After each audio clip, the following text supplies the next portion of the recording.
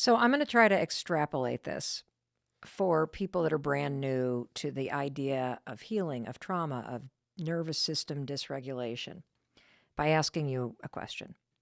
Do you believe that the majority of breakdowns or mental health issues that we face as adults go back to the issue of stress, trauma, hypervigilance that you experienced during childhood? I absolutely. And that also is to include, however, the structural brain neurological changes. This is where we can, I think, as a field, get caught in a little bit of the chicken or the egg. Because again, because stress does imprint on us biologically, genetically, a lot of us do then see or born with even structural changes, right, in our brain, imbalances in neurotransmitters. Again, the field is still the psychology field that is and the medical field, if I'm being perfectly honest, is still learning, is still evolving, is still growing.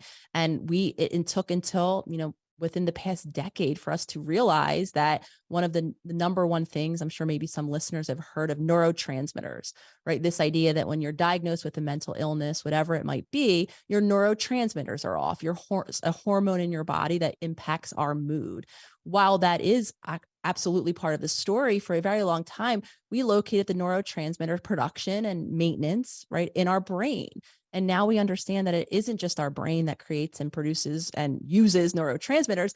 It is our gut, right? So now we have another whole part of the body that is impacted by decisions that we're making, food we're eating, pollutants that are in, toxins that are in the food that we're eating, habits around eating the food that, again, were passed through generation. So to simply answer your question, we can't localize it to just one exact factor, in my opinion, which is why I'm such a proponent. And I've shifted the way that I work and think and practice and teach into a more holistic model because it's all of it. And the reality of it is there are structural changes. There are imbalances in our nervous system. There's dysregulation in our nervous system and imbalances in our neurotransmitter, I should say, that are creating then the symptoms that are, resulting in diagnoses. And my hope is to take the whole picture into account and to give people the opportunity to explore the deeper underlying causes, because that's the area where we can begin to intervene by making new choices, by creating a different internal environment for ourselves,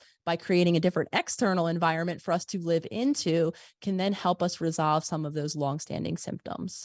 So I'm going to give you a personal example, okay? Because I think it will help people start to process where we're going to go with this conversation by thinking about this example. And I will be the emotionally immature parent in the example, okay? So we have a daughter who has just started to talk openly about the fact that she feels very stuck in life. In her words, that she does not feel alive, that there are very few experiences happening in her day-to-day life where she feels truly alive. And the other thing, and this is sort of a little joke, is that we say, we love you because you don't take yourself that seriously. She's really, really funny, but you take everything else so seriously. So she is the typical hypervigilant, on top of everything, stressed out, got to get everything right. And when I apply your work to this situation, knowing that she's talking to a therapist, I say that as her mother, when she was born, I had severe postpartum depression. I had an incredibly traumatic birth, and I was, in your words, emotionally immature, which means I personally, as a new mom and just as a human being at the age of 29 or 30, I could not handle my emotions. I screamed, I vented, I, was very unpredictable. And on top of it, for the first 8 weeks of her life, because the postpartum depression was so severe, Dr. Nicole, and I was so heavily medicated because it was a dangerous situation psychologically and physically for me, I couldn't take care of her. And she has, now that she's an adult and in therapy, and she just did, some really interesting guided psychedelic therapies, has had now a memory of that period of her life as an infant and really being in distress, wanting me to come. And just remembering my husband coming and one of our close friends that would sit with me while my husband was at work while I was very sick. And she also has had this sort of experience in therapy of realizing that I really wanted to be there. But that core experience very much cemented a kind of experience of the world for her. And I, of course, was just passing down the lineage of stressed out, volatile, intense, not that warm kind of behavior that I grew up around. When I look all the way through my lineage of, immigrant working in coal mines, domestic servants, farmers, like work, hard work. And I look at her, and as, she's talking about a job and she's talking about doing this, and I'm thinking, actually, this is about you healing. the I hate to say it this way, so please correct me, but I feel like the damage I fucking did to you because I didn't know any better. Yeah, I want to commend a couple things here, Mel. First, your honesty in sharing these experiences, and also the environment that you've since created. It sounds like, to the extent that your daughter is able to, right, begin to share these realities, these conscious awarenesses that she's having, because that is a gift to be able to communicate honestly with those closest to us, especially those that might have been a participant in whatever create the circumstances that we lived in our past, in our earliest life.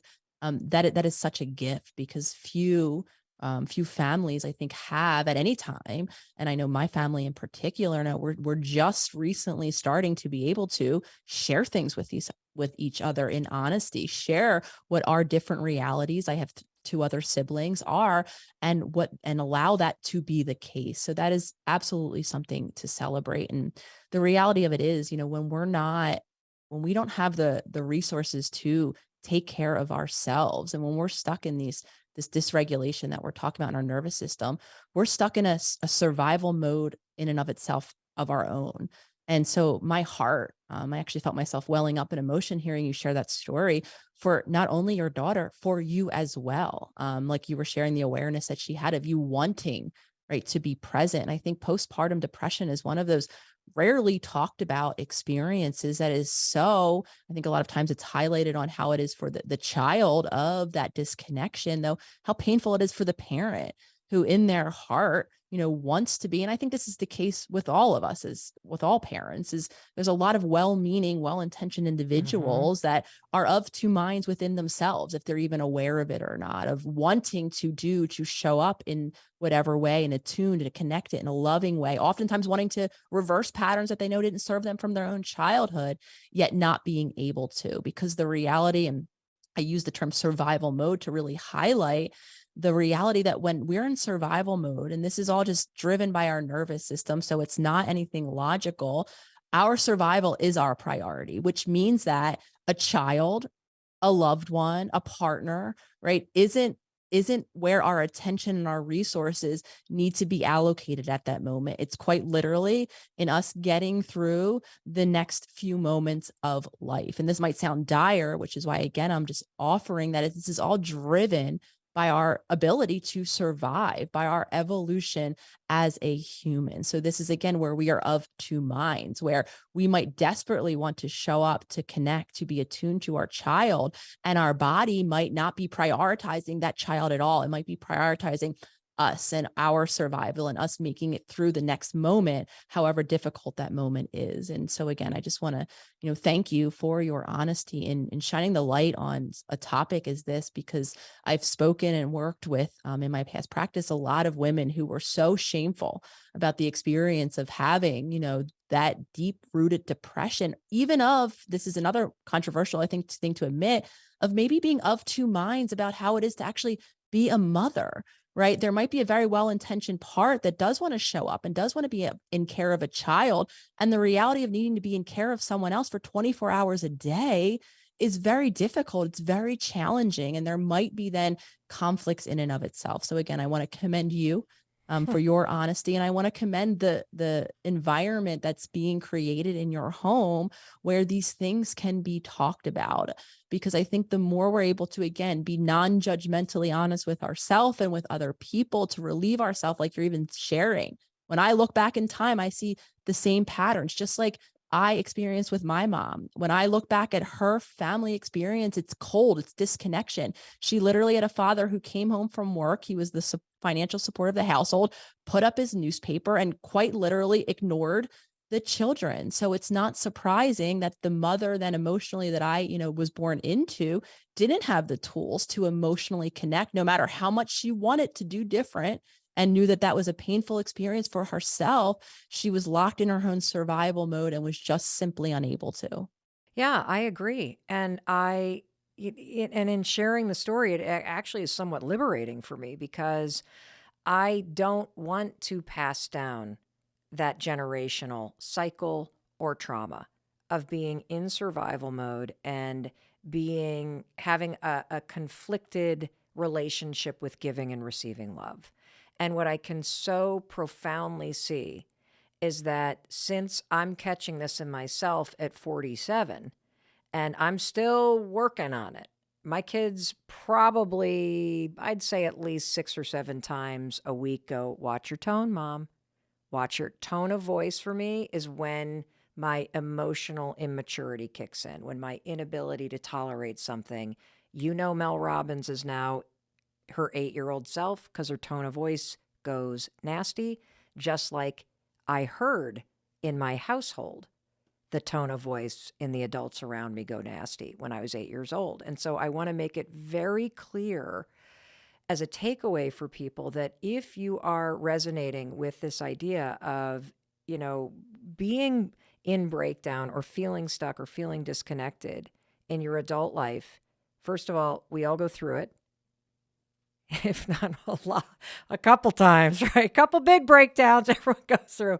So it's normal, but it's not, it's good news because you're awakening that your current way of living on autopilot or being shut down, or in the words of my daughter, not feeling alive, that's not how you're wired or meant to live. And so this moment of consciousness is an opportunity. And I will also highlight that through my own example, the first place I want you to look is I want you to look at Dr. Nicole's work, because what she's saying is the first place to look is in your childhood and how you have gotten to a point as an adult where your ability to tolerate discomfort emotionally is no longer serving the kind of life you want to live. And I'm willing to say, through experiences I did not mean to create for my daughter, I taught her hyper vigilance. Like she had to become the adult. I wasn't even able to be present. And I feel terrible about that. Do I wish I could go back and wave a magic wand? Absolutely. And I know for both of us, there's this huge opening present for both of our healing, not to mention our ability to have a mature, loving relationship on our own terms versus being in a relationship that is driven by the patterns of our lineage and what we were taught when we were children. Does that make sense?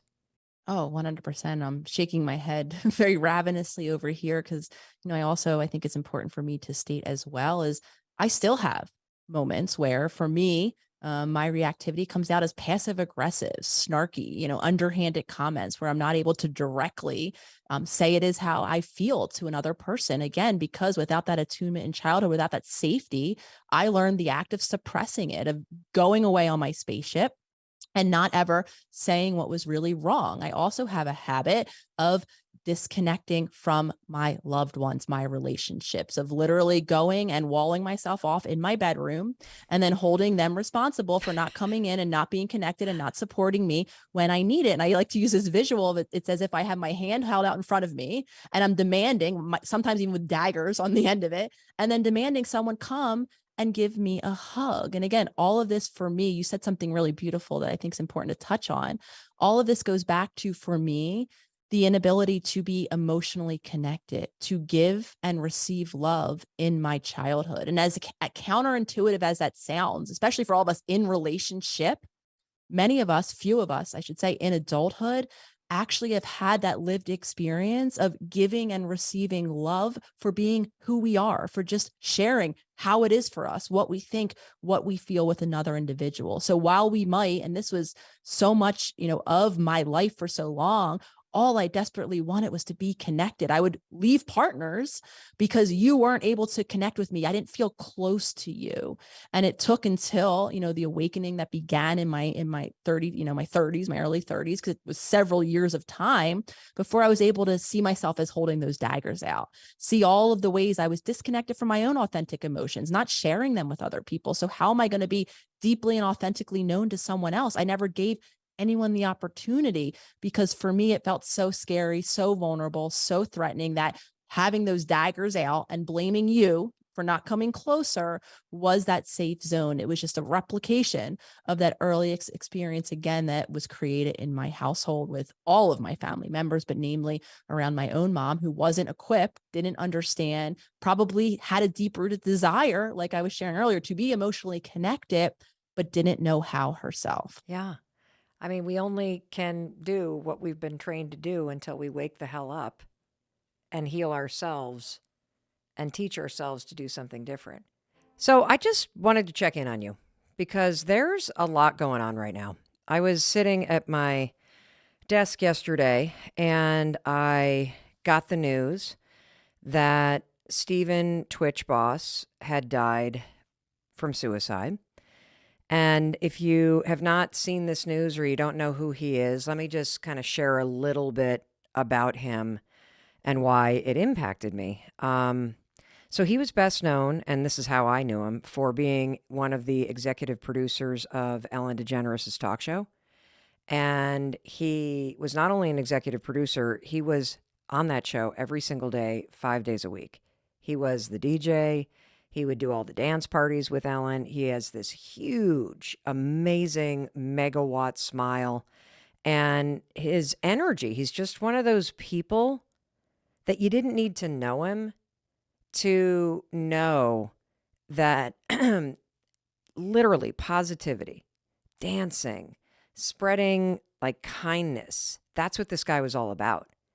And you didn't need to know him to know that he was also all about his wife, Allison, and his three like gorgeous kids. And during the pandemic, not only was he there with Ellen, but he and his wife, who are both dancers, started doing all of these choreographed, awesome videos that went viral online. And they spread so much joy for people doing these dances and teaching people with their kids all these dance moves. And they just were this positive, amazing force. And so when I heard the news that he died from suicide yesterday at the age of 40, it just rocked me to my core. And I'm still processing it like 18 hours later. And when I woke up this morning, I also saw that I had missed the fact that yesterday was the 10th anniversary of Sandy Hook. And so I just felt this need to grab my coffee and to run up here. I haven't even washed my face yet this morning and talk to you. And I just wanted to share what I'm thinking and feeling, because I think it's really important that in moments like this, where the news feels overwhelming or the world feels overwhelming, and I know the holidays can just bring up a lot of stuff for a lot of us too, I want to check in on you. And I want to check in on myself. And so that's why I decided I'm just going to get on this mic and I'm going to just talk to you. And that's it. That's what we're doing today. So, first things first, let's unpack, or I want to share with you what I'm thinking in the wake of learning that somebody that was so light and positive and amazing on the outside, how do you process that kind of news that they died from suicide? And notice the word I'm using. I'm saying died from suicide. And that's because I think about a death from mental health struggles the same way I think about a death from cancer. Like if you have a friend that dies of brain cancer, you say they died from cancer. If you have a friend or a loved one, as every single one of us does, who has died from a struggle with addiction or depression or trauma or toxic stress or any other mental health issue, that mental health challenge deteriorated the physical structure of that person's brain. That's what happened. The same way that brain cancer physically deteriorates the brain until it kills somebody. And so the word choice is really deliberate because it's a recognition of what actually happened. There's a couple other bigger things that I just have to say, and that is that you don't need to know somebody. Like you don't need to know Twitch personally to be affected personally by the news of his death. You don't have to have lived in the Sandy Hook community to be impacted by the news that it was the 10th anniversary yesterday. Because these things that are happening out in the world trigger you to remember experiences of loss in your own life. And so for me personally, I think one of the reasons why I have been so rocked by this news is because, you know, if you look at somebody like Twitch on the outside, this man exuded positivity. You never saw him without a smile on his face. You couldn't watch those dance videos without feeling the ripple of joy. And for me personally, it reminds me of a really dear friend of mine that died from suicide over 10 years ago. And the second that I heard this news about somebody who on the outside looked like they were just doing great, it reminded me of losing somebody that was the same way. And that may be happening to you. And the other thing that this is bringing up for me is that you just have no clue what's going on in somebody else's life. You focus on the beautiful smile that somebody has, or the great job, or the bank account, or the awesome spouse, or the wonderful kids, or the big house. But people don't live at their house. You know where everybody lives? They live inside their heads. And you and I don't have a clue what it's like for somebody else to live with the pain inside their heads. And so, you know, one of the major takeaways here for me is one of Twitch's biggest messages, which is being kind. And the fact that being kind and being positive around other people, you have no clue. In fact, we underestimate the impact that it can have on somebody else's life to just be kind to them. And so that's one takeaway, that you just don't have a clue. So please just don't assume that you know what's going on and assume that everybody is silently battling something. So it's on all of us to be kind to one another. Second thing that I want to say is I need you to be kind to yourself today, because there's a lot swirling around right now. And so if you notice that you're thinking about people that you lost, which I am. I mean, yesterday, what was happening for me as I heard the news, and I, of course, immediately thought about his family, is I was transported back to the day that I learned that our dear friend Fred had died from suicide. And it's like I started reliving that day again. As I thought about the pain that Twitch's wife, Allison, and his 3 kids were feeling, I thought about this particular moment on the day that Fred died, where I was with his daughter and we were walking up the front steps to his house, and I knew that when we opened that door, I was going to be present when she learned that her father had died. It is a moment that changed me forever. And so that's also what was happening for me yesterday. And I was thinking about, how much I miss Fred. And I was thinking about how sad and heartbroken I am about all the other people in my life that had struggled with mental health issues and addiction or hopelessness or depression, and how they all died from suicide, and just how much pain there is out there. It can be really overwhelming. If that's happening for you, just be kind to yourself. Like, you may need to sleep in. You may need to go for a walk today. You should probably reach out to a friend and talk to somebody about it.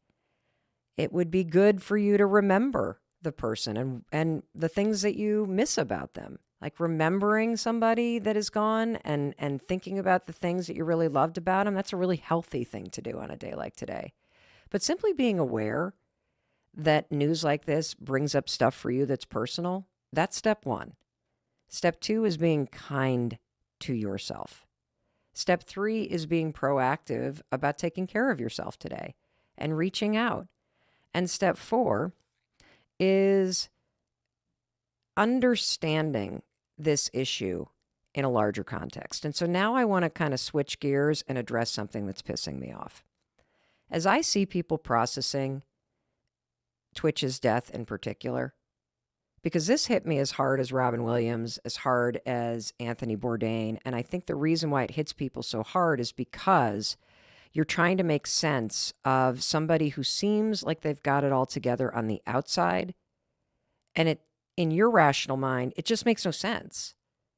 And that is where the learning is. See, your mind is rational right now. You're objective. You're not living with the pain the person was living with. So when you look at the situation from your lens, you remove the pain that the person was feeling. And so it makes no sense to your brain because your brain wasn't compromised from the mental health struggle that person was really battling day in and day out. And so let me go back to the example of brain cancer. If you have a friend that's dying from brain cancer, you see them deteriorate on the outside. You see what's happening.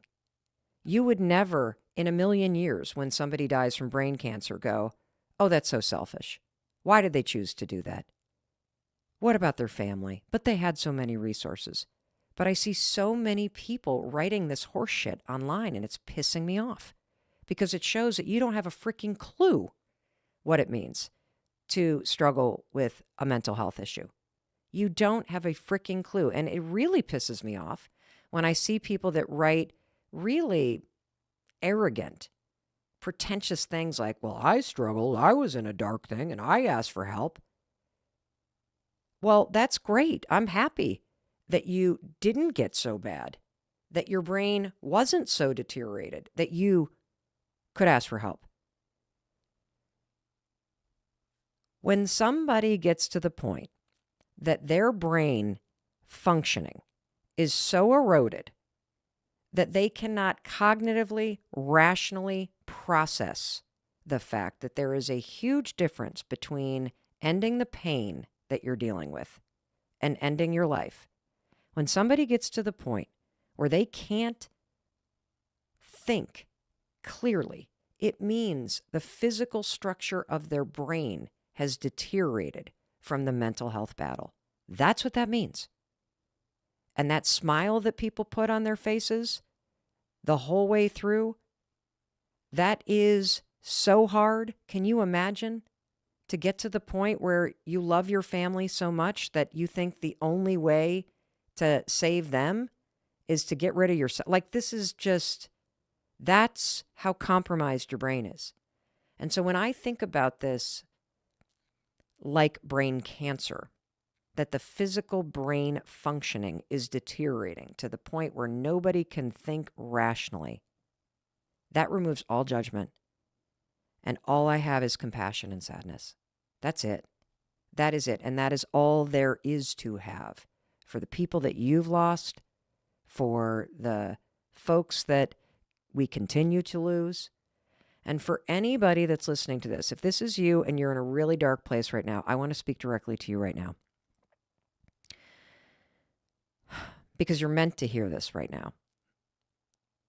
You can address the pain that you're feeling in your mind and your body. You can. And there are people standing by right now that are trained, that want to help you. And with support and with small, tiny moves forward every single day, you can make this pain lessen.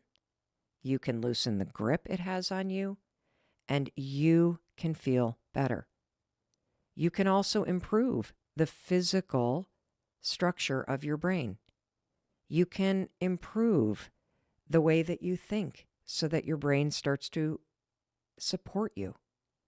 You can face this with a little bit of support. You can. And you can do that, and I want you to do that because we want you here. You have a big, beautiful life, and I know that if you believed that you could somehow lessen the pain you're feeling, you would want to live that life. And so please, please, please get support for the pain that you're feeling and hold on to the life that you have, because your life is worth fighting for. And there are people that want to help you. We have resources in the show notes, not only for here in the United States, but also for multiple languages, international resources. And so I just felt the need to talk to you, to check in with you. Be kind to yourself today. Stop assuming that you know what other people are thinking. Remember the people that you've lost and the things that you loved about them. And together, we'll get through this. We will. I promise. Today, we've got a crazy cool topic. We are talking about mindset. And before we jump into the science and the cool tactics that you're going to be able to apply to your life to change your mindset, I want to just remind you that this episode is part of a month-long series that we are doing here on the Mel Robbins podcast about the building blocks and the research that you need to know in order to create a better life. Here's the simple truth about your mindset. Your mind is either working for you or against you. That's what it's doing. And so by the end of today's episode, there's going to be a couple things that go down. First of all, you are going to understand that you have the power to reprogram your mind. That's right. You can take simple steps and you can practice them every day to train your mind to work for you. And I'm also going to prove to you today, using very simple science, that your mind is trying to help you. It doesn't know any better if it's working against you. And when you can identify the way that you want to feel or what you want to do with your life, you can change your mindset to help you. And when you do that, here's what's super cool. It improves the day-to-day experience of your life, and it changes what it's like to be in your head. So whether you're listening to this episode because you struggle right now with overthinking or feeling unworthy, or maybe you have a really positive outlook, but you just want to level up. You want to play a bigger game. That's where I am right now. I am so ready to take a bigger swing to knock it out of the park this year. And the mindset and creating a more powerful mindset, that is a tool in your arsenal to help you achieve anything that you want. So today, you and I are going to get serious about making your mind work for you. And I want to start us off with a question from a listener named Brandy. Hi there, Mel. My name is Brandy. How do I stop the spiral of negative thoughts and feelings? I really want to reset and start embracing a happier life. I just don't know where to start. I hope you can help. Brandy, I am so happy that you asked this question because we have received thousands of versions of this question. And I'm also kind of thrilled. I picked your question in particular because you use the word reset. And today I am going to teach you how to give yourself a mindset reset. And I'm going to explain what a mindset reset is, the simple the simple steps to doing it. It's all going to make sense in a couple minutes. But I want to give you a preview so that as we step into the process of giving yourself a reset mentally, that you have a baseline understanding. So here's a preview of what we're going to talk about, okay? You have a filter in your brain, and I'm going to teach you using science and neuroscience how to use this filter that's already in your brain to your advantage. And everything that I'm going to teach you, you can put to practice immediately. And what I love so much about this conversation that we're about to have is that you may even experience an immediate change the first time you try this little thing I'm going to teach you. This is so cool because the moment you experience this small change in your mindset, it will create momentum. It creates excitement. It creates possibility. There's this opening of a whole new way of thinking. But before we can get there, I want to just start with the basics so that you feel really empowered around the topic of mindset and around reprogramming this filter in your brain. So let's just start with a definition so we're all using the same terminology. And let's define, you and I, what is a mindset? Well, your mindset is your beliefs and your opinions about the way that the world works. That's the definition when you look it up. However, you know that I prefer metaphors. Mel Robbins is dyslexic, so she likes to be able to visualize something, especially when we're talking about this intellectual stuff, okay? So the metaphor that I love when it comes to mindset and the sciencey, psychological, neurological aspect of mindset and brain programming is I use the metaphor sunglasses. I think about your mindset like a pair of sunglasses. So stop and think right now about your favorite pair of sunglasses. I have these sunglasses that I have had for almost 15 years. I bought them because we were going on this rafting trip and I had forgot to pack my sunglasses. And so I bought the only cool pair of sunglasses that they had on that turnstile thing on the counter. They were like $15. And they were these huge black bug-eyed glasses. I feel like Jackie O when I wear them. So think about your favorite pair of sunglasses for just a minute. Now, I want you to think about the lens color. And think about how when you put on that pair of sunglasses, that lens on your favorite sunglasses, it colors and filters what you see, and it gives it a tint, right? I mean, if you put on rose-colored sunglasses, the world has a rosy, bright tint to it. If you put on amber sunglasses, same thing. Gray, same thing. My big, black, bug-eyed glasses that I just love. I feel so glamorous in these $15 plastic things. Everything looks crazy dark, just really blocks everything out. Your mindset works the same way as a pair of sunglasses. Let's go back to the written definition of your mindset. Your mindset is made up of your beliefs and your opinions. And just like the lens on a pair of sunglasses, those beliefs and opinions that you have, they create a mindset through which you filter the world. And I'm going to give you a couple examples. Let's say you're a pessimistic person. If that's your mindset, if that's your outlook, you will filter the world through pessimism, just like a dark pair of sunglasses skews the outside world with this blackened, darker shade. And if you're not pessimistic, let's just think about the most pessimistic person you know. Someone who is always negative. They could be sitting on the beach in the Bahamas with a beautiful, fabulous tropical drink in their hands. Sun is shining, crystal clear ocean, and they're annoyed because lunch hasn't come out yet. You know that kind of person.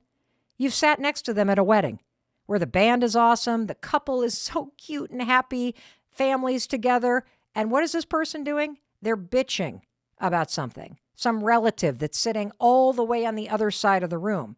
All they notice is the one thing that's wrong or irritating them. They don't even notice all of the amazing things that are going on around them. Isn't it interesting when I describe this negative, pessimistic person? You know exactly who I'm talking about. And you're probably thinking, dear God, do not sit them next to me at the next family wedding. I do not want to hear this, okay? I do not like that kind of mindset or that mood. I do not want dark-colored glasses skewing the way that I enjoy this situation right now. And here's the craziest thing about mindset. You know that pessimistic person you and I were just thinking about? They have no idea that they have dark glasses on. This is just the way they see the world. I'm going to give you another example of mindset and how important this is. I want you to think about someone you work with, or maybe you go to school with this person, who has a can-do attitude. No matter how tight the deadline or how rude the customer is that you guys are waiting on, or how much other team members are slacking off, this one person with a can-do attitude, they always see the bright side, or they have this unbelievable ability to just shrug off the rudeness of other people or the laziness of the students that are on your group project. And they literally can just flip it and turn to you and go, well, they probably have something going on in their personal life.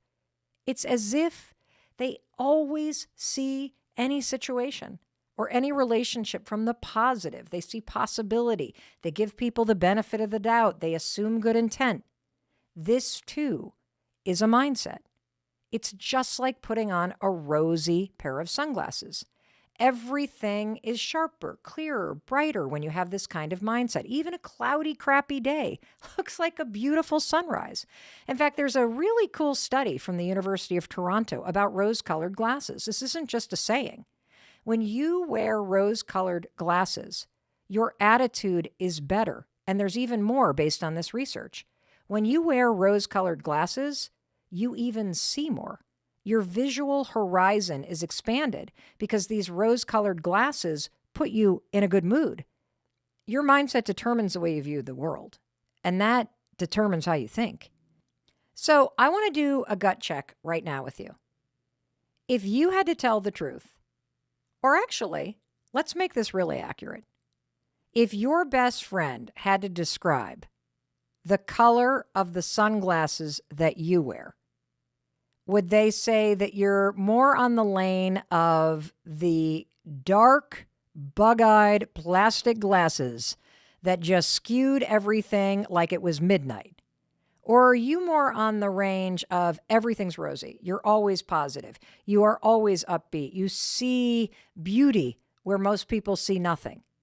Do a quick gut check with yourself because your mindset is critical. It shapes the way you view the world. And that determines how and what you think about.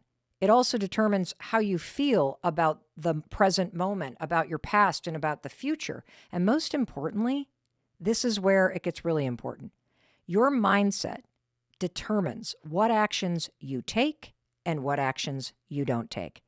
And it also impacts how you see other people. So, for example, if I asked you, so what's your mom like? Before you even answer the question, you subconsciously drop on sunglasses and it filters your opinion about her. And by having a filter about another person, it also limits what's possible for her. You think she just is that way, which means there's no room for her to change. So why is mindset and getting intentional about changing your mindset? Why is this so important? Why do you need to know what color the lens is that you view the world through? And more importantly, why it's time to pop those lenses out if they don't serve you and put in different lenses so that you can see things differently. I'll tell you why your mindset is so important. Because so much of your potential is either limited or expanded by your mindset. I prove to you almost every single episode on the Mel Robbins podcast that with the right attitude and consistent action, you can absolutely change anything about your life or your health or your relationships for the better. And if you're walking around right now with a really negative mindset, you've got those dark, bug-eyed glasses on, and you're sitting there every single day telling yourself day in and day out that there is nothing that you can do about this situation, this job, this relationship, this health condition, that you've tried, that you've failed, that you don't deserve it, that you don't know how. I want you to consider that your own mindset is keeping you stuck in that broken situation because your mindset is not inspiring you to do anything about it. Being able to spot those dark lenses, pop them out, put in something brighter, rosier, more luminous, it's going to change everything. And here's why. When you feel more hopeful or when you see options and you start to tell yourself, well, why not? Why don't I just try it? What if it works out? Why don't I just see what happens? I do deserve to be happier. I don't deserve to be treated like this. I should start speaking up. That rosier mindset, it inspires you to take the actions that change your life. And it's the actions that matter. This is why I love this topic about mindset and what you're about to learn about the filter in your brain so much. Because right now, there are areas in your life where your own mindset is blocking you from taking action. And before we jump into the filter in your brain and changing your mindset, I want to be very clear about something. This conversation today, it's not about positive thinking. You and I are talking about training your mind to work for you. That's very different. This is not toxic positivity. I'm not asking you to put a positive spin on a shitty situation. I'm also very clear that thinking nice thoughts, it's not going to get your bills paid. However, if you can get serious and intentional and strategic about training your mind to have a rosier and more optimistic and empowered attitude, you, my friend, will be able to say to yourself, I can do this. You will be able to say, you know what? I know my student debt is piled from the floor to the ceiling, and I have not opened those bills in approximately 10 months, but I believe in my ability to figure out how to pay this off. If you can, that is an example of how you go from I'm fucked to I can figure this out. When you take off the dark glasses, you know what you'll see? You'll see you're not stuck in the job. You're not stuck in the relationship. You're not stuck with the unhealthy habits that you have. If you're the kind of person that constantly shrugs your shoulders and is like, well, it is what it is. Got this college debt. It is what it is. I always date these losers. It is what it is. My grandfather was heavy. My mother was heavy. I guess I'll just be heavy and feel really bad about it. No. You can look at something differently.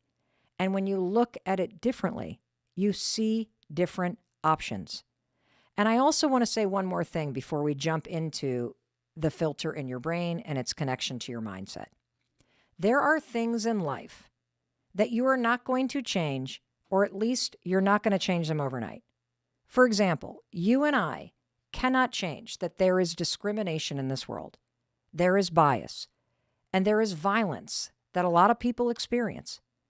We cannot change the fact that poverty and mental health issues impact people for real. But here's what you can do. You can train yourself to look at the future and decide how you're going to react to and respond to the things that you're facing in your life. You can decide how you're going to heal and what you're going to do about those things for yourself and your community. And one final thing. We have a huge global audience here on the Mel Robbins podcast. And I want you to know, if you're listening in another country, that I am reading all of the questions that you're submitting through the DMs and through the forums at melrobbins.com. And I see so many of you writing about your desire to create a better life and the fact that it's hard because you're living in Iran or your country is under siege like Ukraine.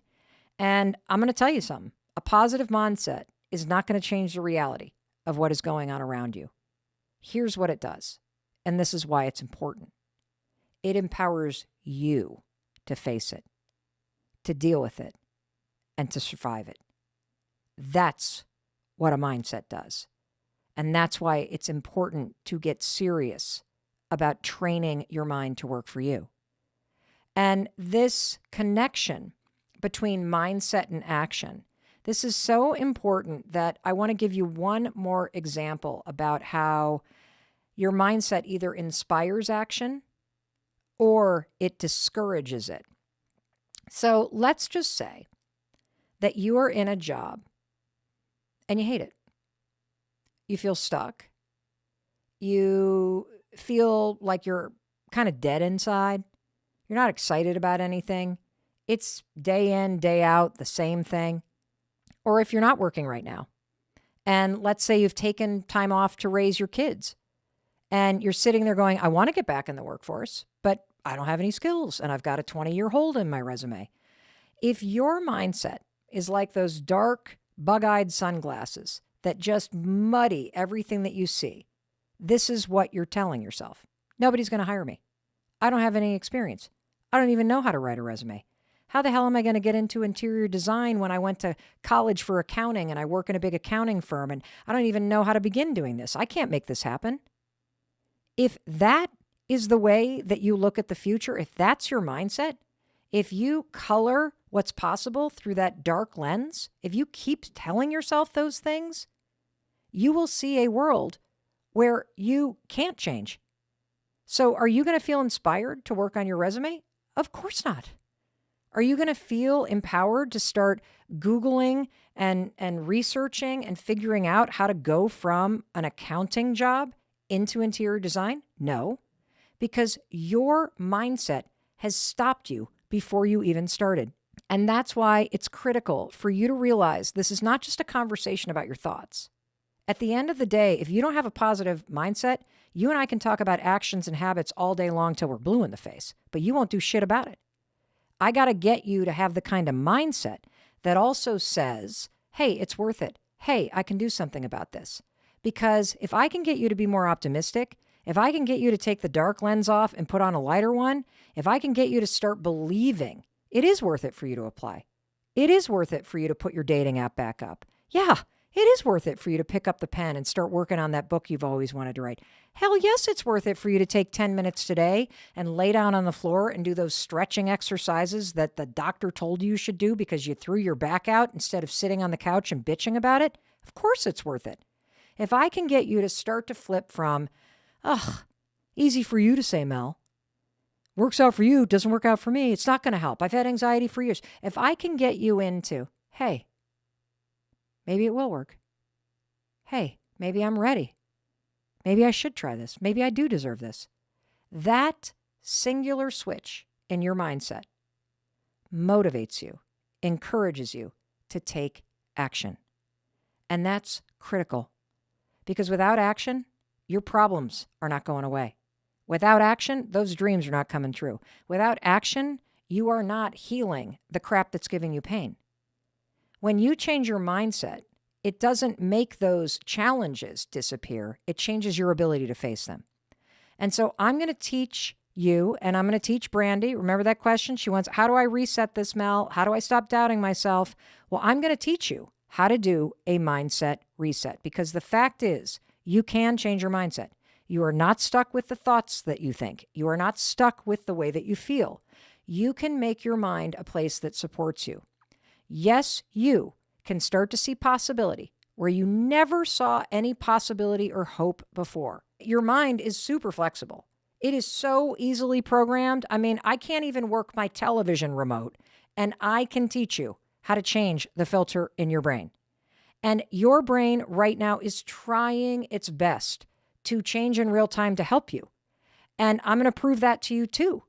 And I'm also going to give you an example of just how flexible your mind is, how quickly you can change it. And when you start to realize, holy cow, Mel's right. My mind is easier to program than a television remote. Holy cow, I never even realized this. Just you buckle up and wait because your mind has been dying for you to learn what you're about to learn.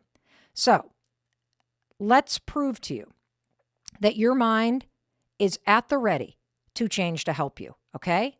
And I'm going to give you an example that I am sure you have experienced in your life before. And here's the example. Buying a new car. Have you ever had an experience where you either were looking or shopping for a new car, or you were in your family, somebody was, right? Or you became interested in a new car. They're releasing this brand new Bronco, okay? And now you're super interested in it. I am personally in this boat right now. I drive a 9-year-old car, 2014. I love this car, but it's time.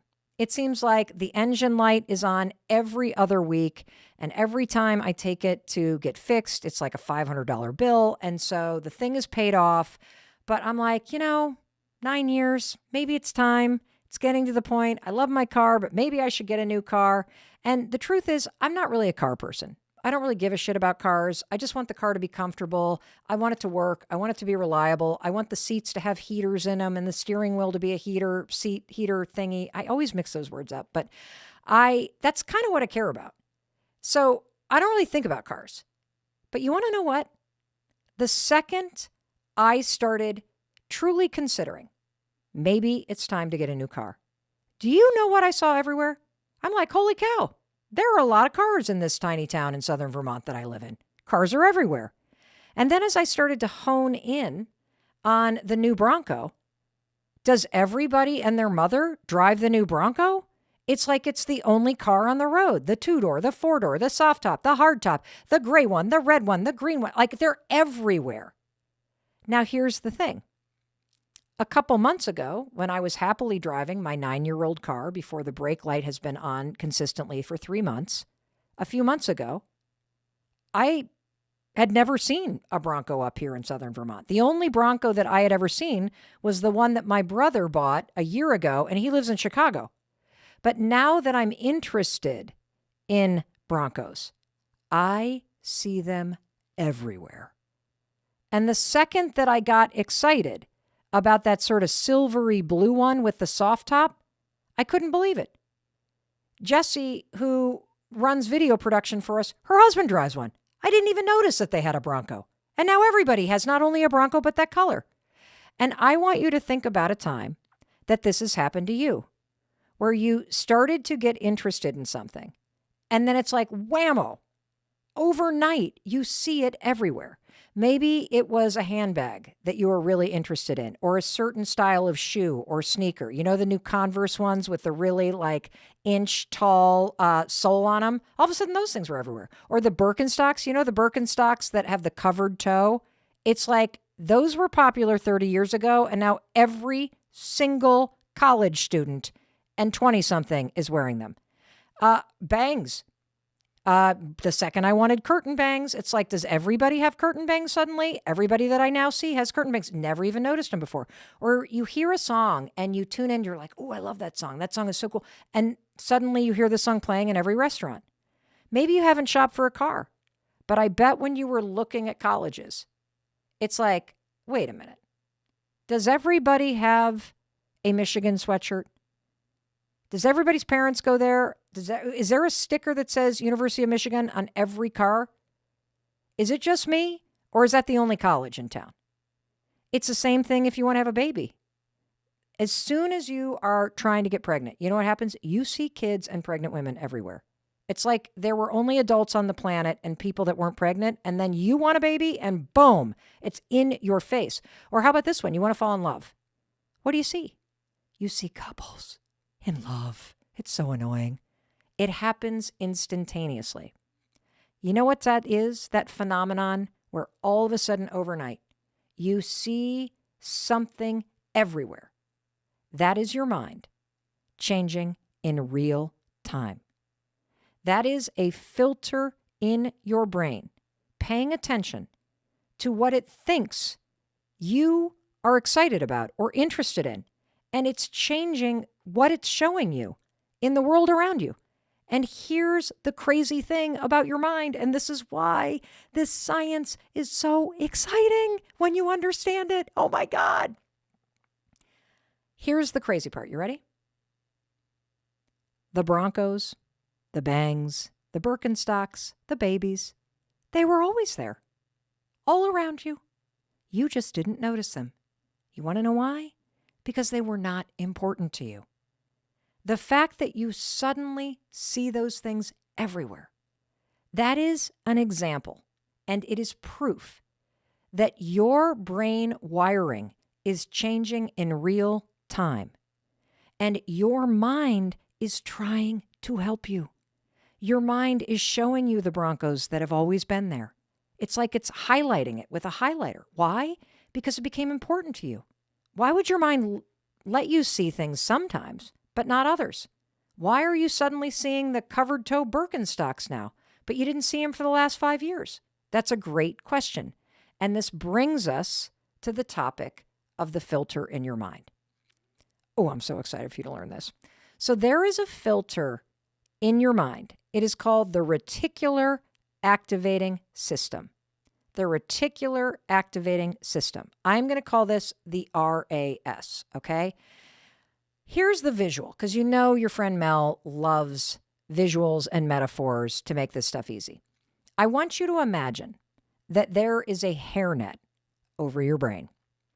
This hairnet is a live network of neurons, and it is constantly changing in real time. And this RAS, this network of neuron hairnet that sits over your brain as a filter, it has one job, a very important job, mind you. The RAS has to determine in real time, I'm talking nanoseconds, what information it should allow into your conscious mind for you to see and register, and what information it will block out from your conscious mind.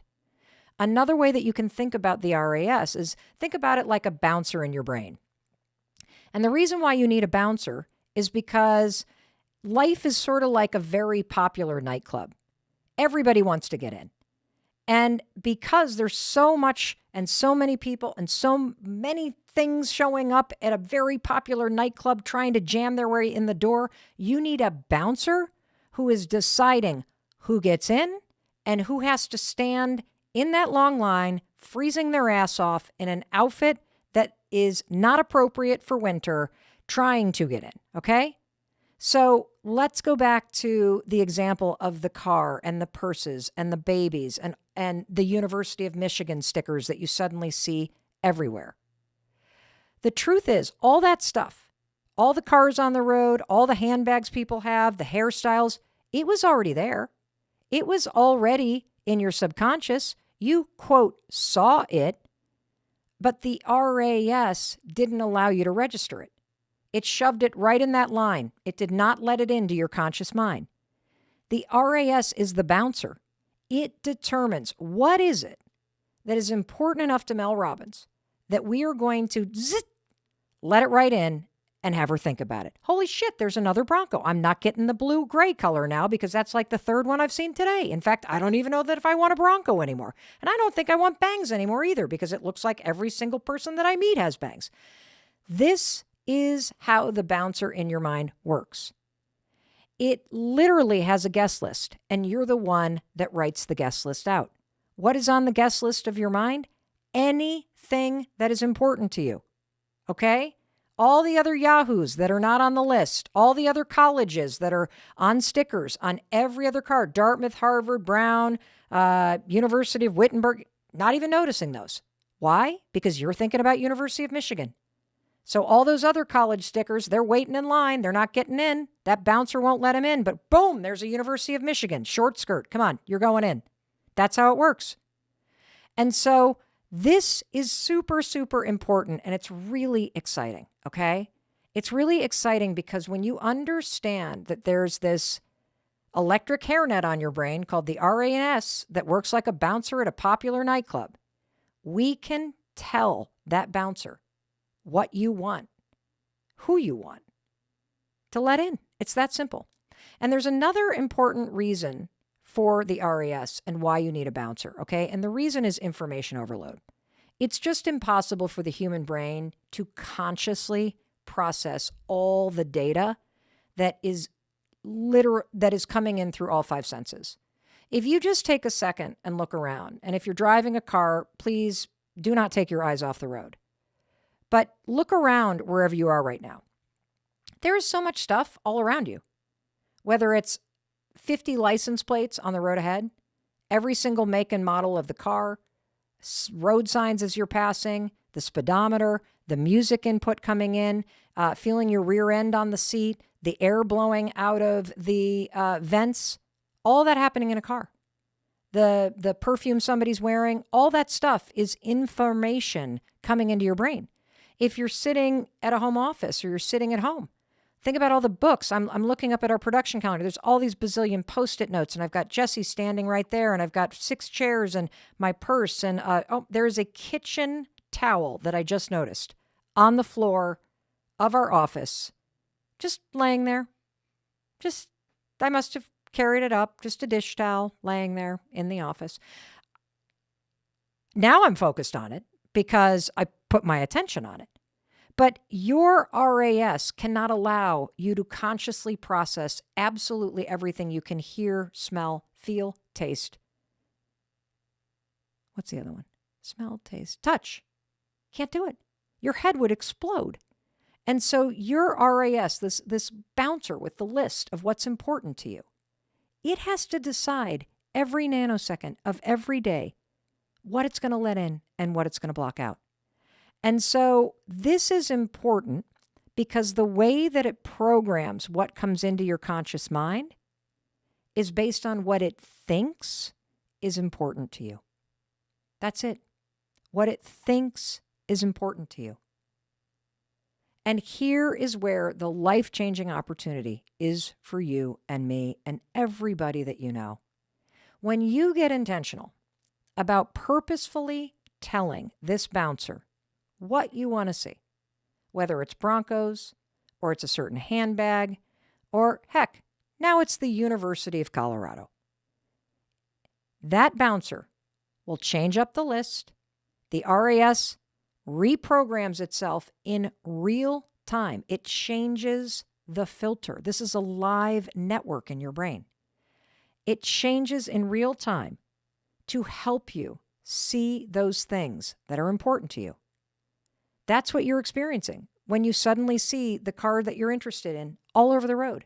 And today, you're going to learn how to use that scientific neurological fact to your advantage, because you're going to give yourself a mindset reset.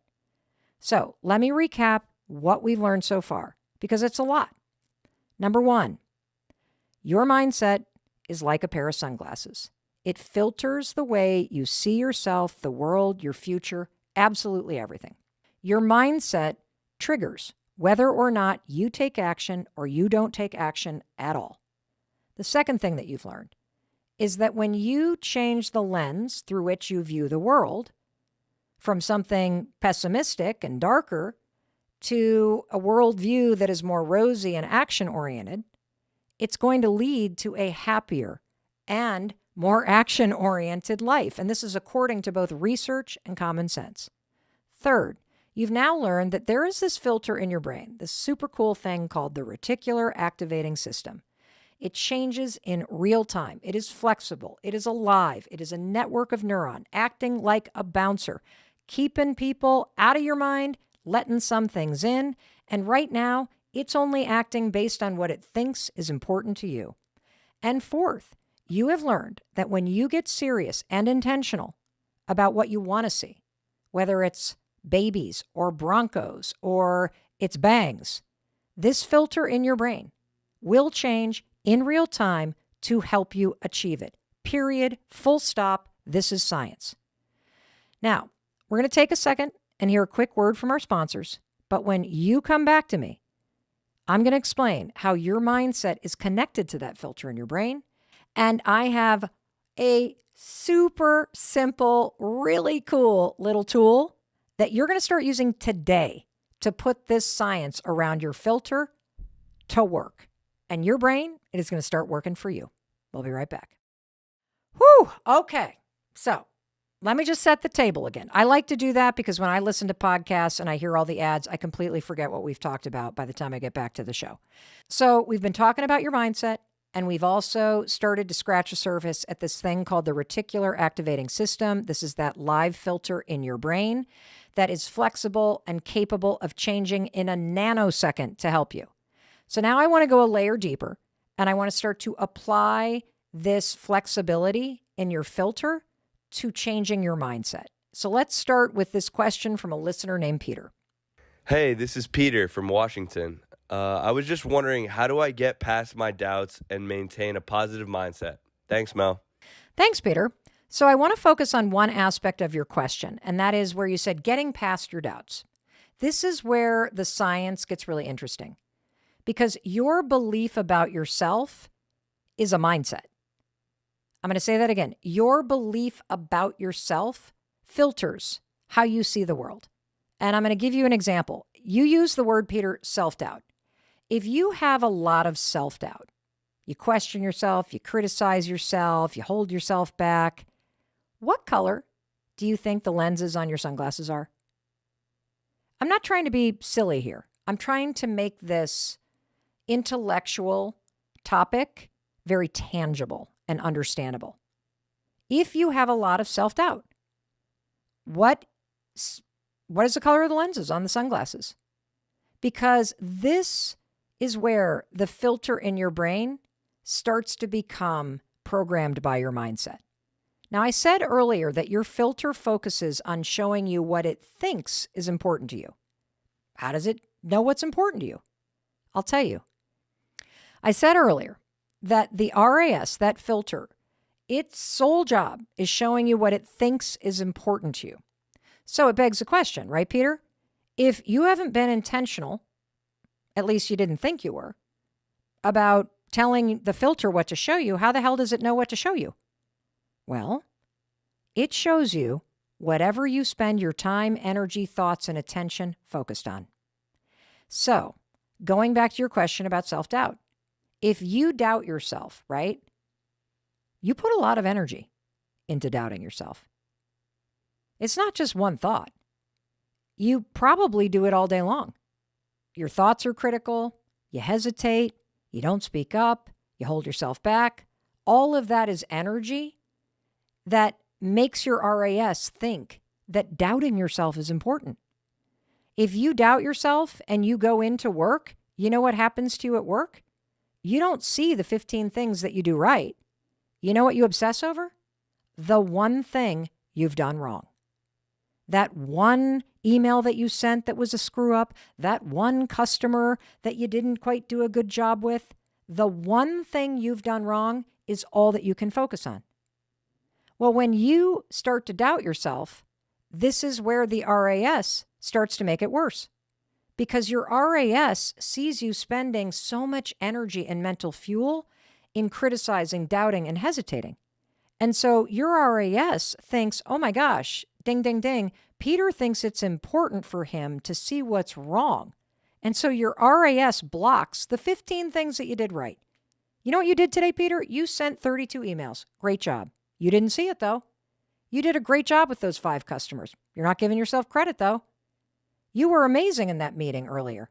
Not getting credit for that either. But the one email, that bouncer's like, come to the front of the line. I'll take the email that is negative with the short skirt, and that email is getting in.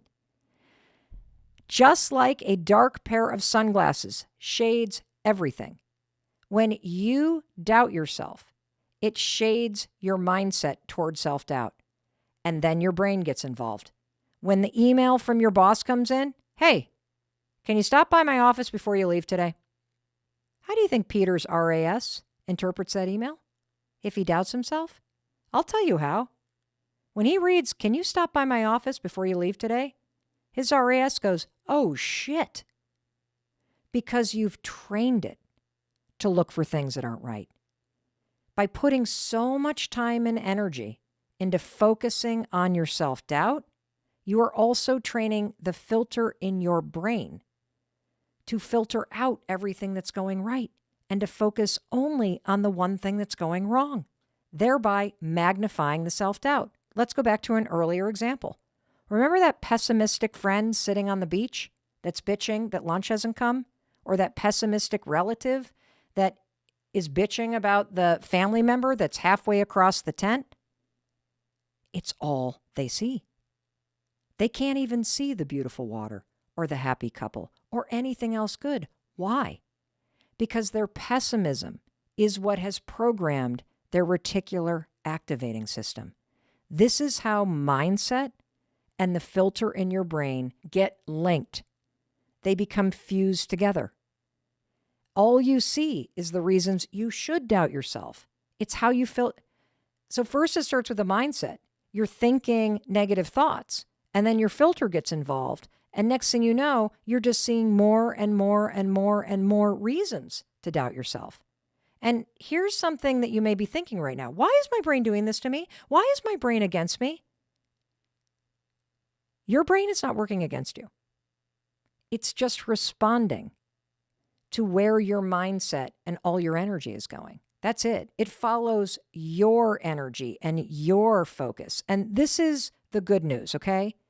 If you get intentional about searching for reasons to feel proud, or for the small wins, the 15, 32 emails that you sent, the good things that you did, the places where you're showing up, your mind will spin like a top. And all of a sudden, just like you saw Broncos and babies and Birkenstocks, instead of seeing the one thing that you did wrong, you will see the 15 things that you did right. This is not a joke. It's hard science. This also, by the way, ties right back into the endless science about the power of a gratitude practice. A gratitude practice is a way to train your mind. A gratitude practice is teaching the RAS that being grateful and taking times to savor beautiful moments and focusing on things that you're really proud of and you appreciate, that's important to you, so you see more of it. That's how this all works, hand in hand. And I want to give you one more example, okay? Because I think this is challenging at times to see in ourselves because we're so used to seeing the world through a certain lens that we don't even realize we're wearing sunglasses.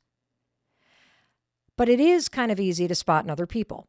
So here's one more example about how your own beliefs and mindset about yourself or a situation that you're in can become paralyzing because the filter in your brain keeps the mindset in place, okay? So think about somebody that you love who's single and they are desperate to meet the right person. And the longer they stay single, the more and more insecure they get by the day. And when you see them, you see a person who is smart, who's awesome, who's hilarious, who's loyal, who's sexy, who's amazing, who would be the most incredible person to be in a relationship with. But I want you to just imagine that the color of the lens on your glasses, when you look through your belief about them, it's completely different than the color of the lens on their glasses. When day in and day out, all this person can think is, why can't I find somebody? I'll never find somebody. Why does everybody else have somebody? I see all my friends getting approached at the bars. I see my friends getting asked out. Why am I not getting asked out?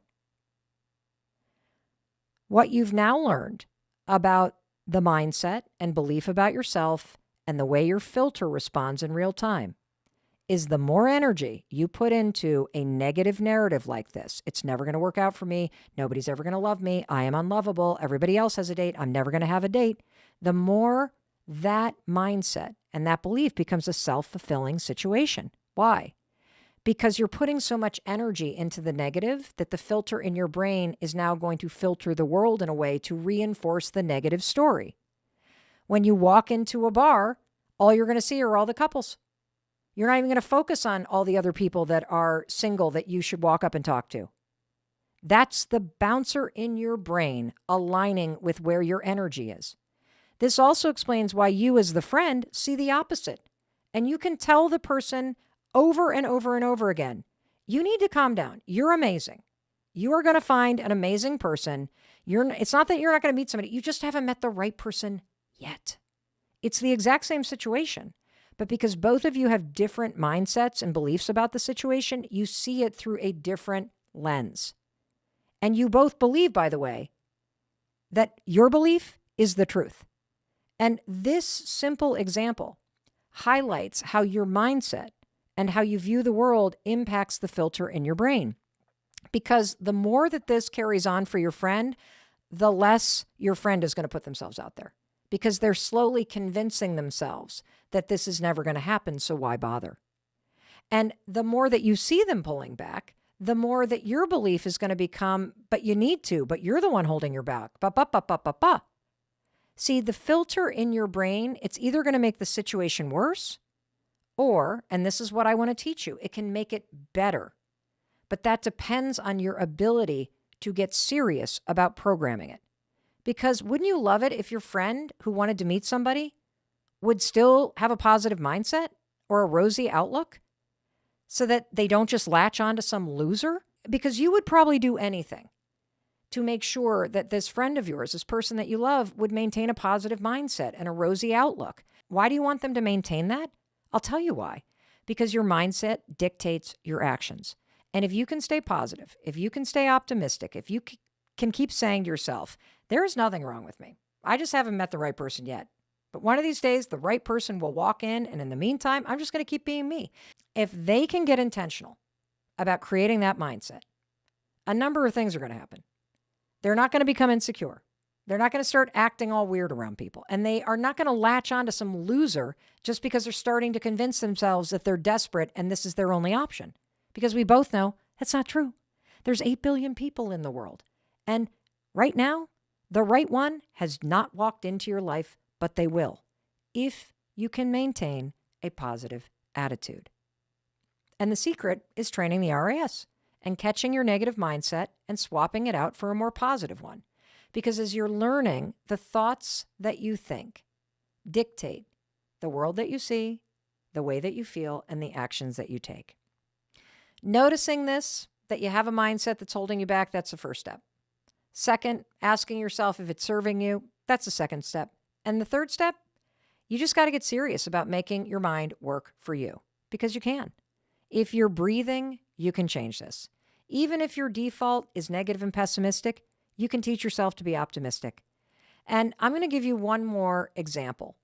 If you are somebody that loves social media, if you've ever seen the Instagram Explore page or the TikTok Discover page, you'll notice that it changes in real time because those pages are filters and they respond to what it thinks is important to you. So if you click on a puppy, all of a sudden, that Discover page, it's going to be all puppy videos. I went through this phase where I was really into like long nails, and suddenly that Discover page went from puppies to long nails. And it doesn't matter if you accidentally click on Beyonce videos or on some other thing, wedding videos. The algorithm is going to think that that's what you want to see. So suddenly that's all that you see, and it becomes this self-fulfilling prophecy. Your brain's the same way. Once you focus on something, your brain starts showing you more.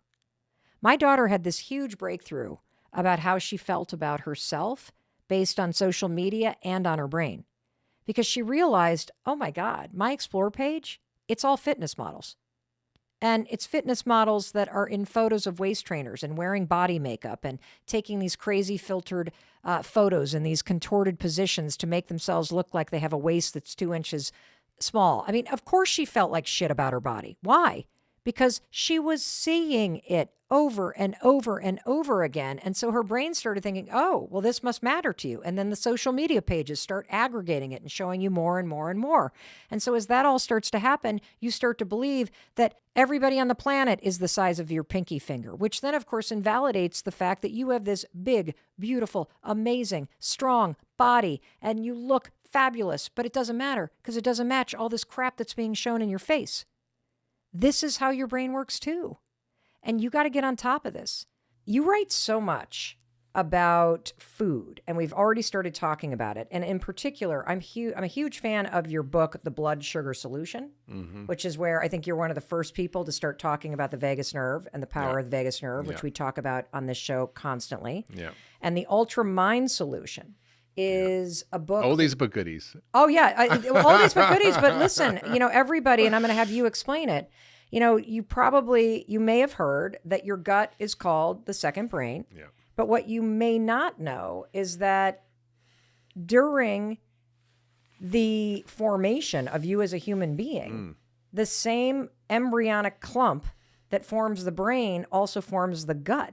And they separate, but they stay connected via neurotransmitters. Yeah. So I think about it like almost like goop.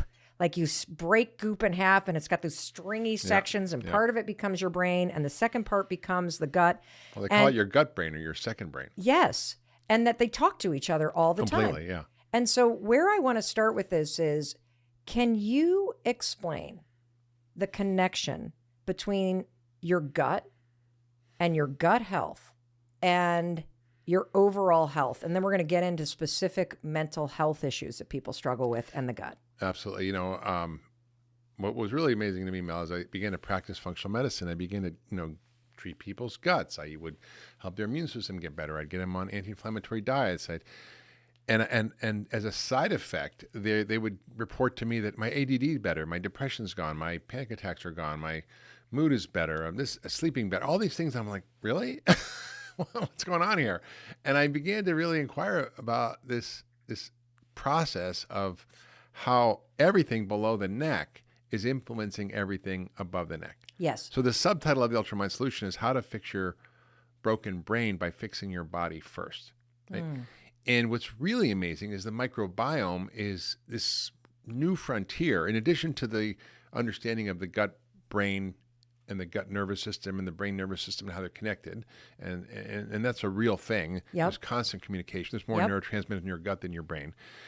But what's now happening is the understanding of this sea of bacteria in there that are all speaking to you every minute. And I just had talked to a scientist who was researching a particular microbe in the gut. And it's a big word. It's called Akkermansia. Don't worry about it. It's just one of the bacteria that lives I in there. already forgot it.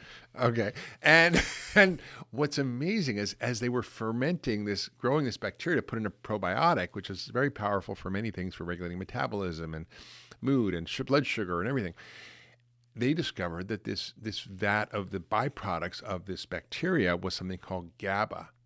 Now, GABA is a calming neurotransmitter. Oh. When people take Valium, that's what it's doing. It's activating the GABA receptors in the brain to calm you down and relax you.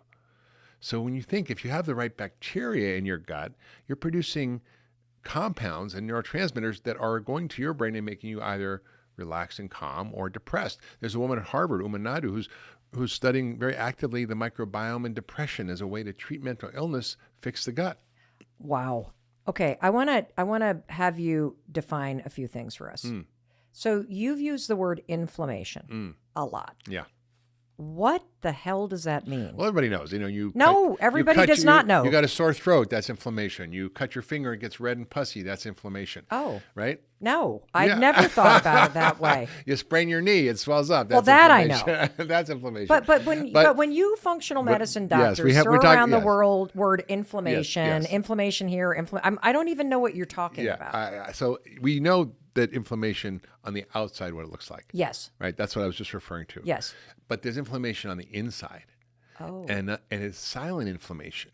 If your brain's inflamed, it doesn't get red and swollen, but you get depressed and you have ADD and you have personality issues and you can't sleep and you're anxious, right? Oh. So we're now understanding that the inflammation, this hidden inflammation, is occurring inside of us, and it's leading to all the diseases of Western civilization: heart disease, cancer, diabetes, dementia.